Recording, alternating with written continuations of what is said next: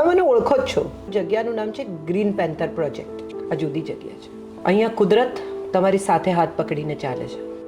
એવું ઘર જે મકાન નથી, એવું ઘર જે કુદરતની વચ્ચે છે, એવું ઘર જ્યાં પંખી સવારે ગાય છે. અહીંયા ચોખ્ખું આકાશ છે, એક્યુ ઓછો છે, ટેમ્પરેચર ઓછું છે. અહીંયા પ્લાન્ટેશન્સ છે જેને વિચારીને પ્લાન્ટ કરવામાં આવ્યા છે.